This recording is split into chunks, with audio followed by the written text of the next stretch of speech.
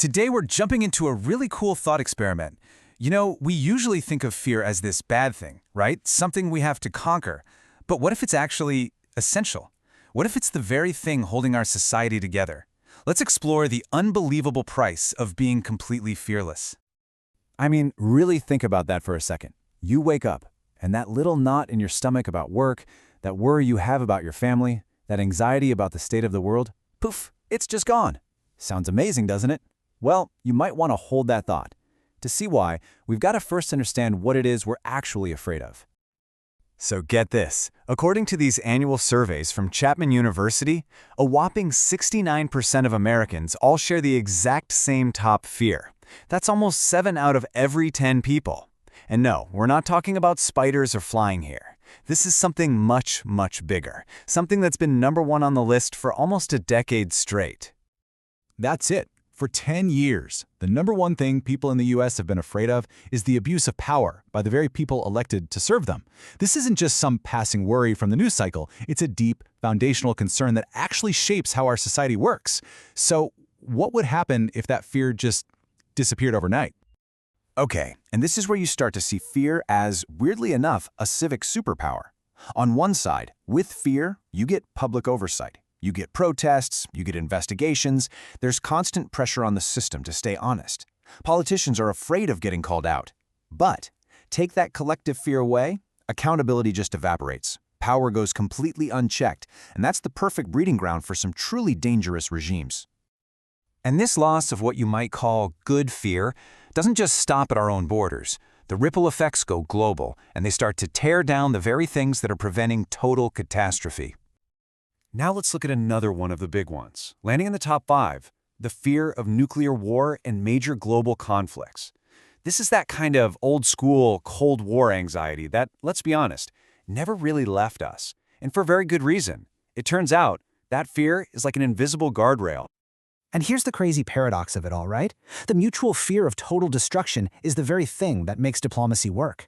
It forces countries to play nice, to maintain this delicate balance, and to actively avoid going too far. But you get rid of that fear? Well, governments lose their caution. Threats don't seem so threatening anymore. And, as we've seen throughout history, war becomes almost inevitable the moment one side stops being afraid of what happens next. Okay, so we've seen the huge political and global costs. But what about the fears that are a lot more personal? The ones we feel every day for ourselves and the people we love?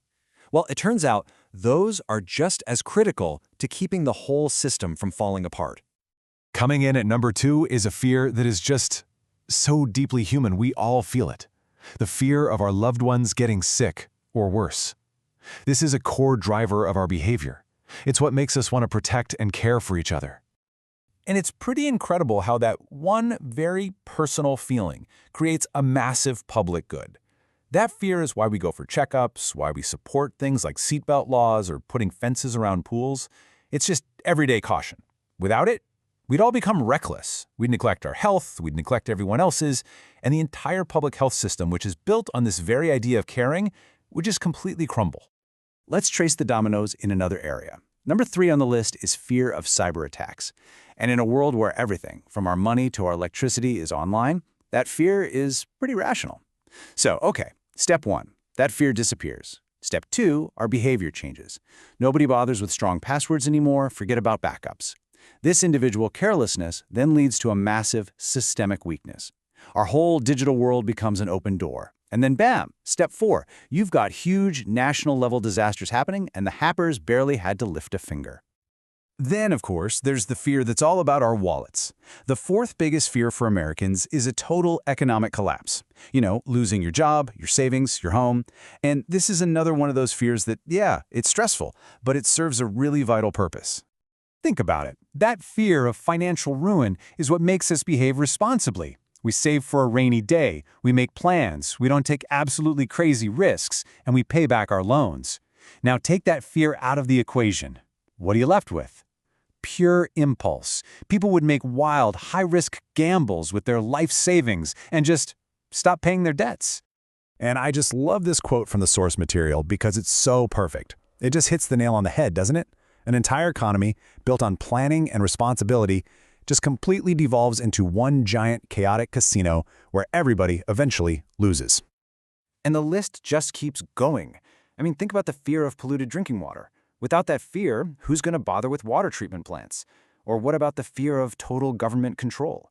Without a healthy dose of suspicion about surveillance, digital control could just expand forever, because nobody would be afraid enough to push back. So after looking at all of this potential chaos, it becomes pretty obvious that we need to totally rethink what fear actually is and what it does for us.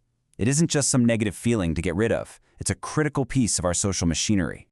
And that's really the heart of it. Fear is an evolutionary tool. It's a survival instinct that started by protecting one person, and now it's scaled up to protect entire societies. It's what keeps us paying attention, it's what keeps our leaders on their toes, and it's what pushes our whole system to be safer and more secure. Let's just sit with that for a moment. Fear isn't the enemy. It's a signal. Just like pain tells you, hey, don't touch that hot stove, these big societal fears are telling us, hey, something over here needs attention, or don't cross this line, or this balance is important. And that's the bottom line of this whole thought experiment. A world without any fear wouldn't be some utopia of courage and happiness.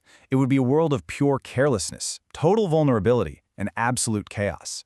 It would become, quite simply, ungovernable. It's a pretty wild way to look at it, isn't it? Kind of makes you think about your own anxieties, the big ones and the small ones. Maybe the next time you feel that little pang of fear, it's worth asking yourself, what is this signal trying to tell me? What part of my world is it trying to protect? Something to think about. Thanks for joining me.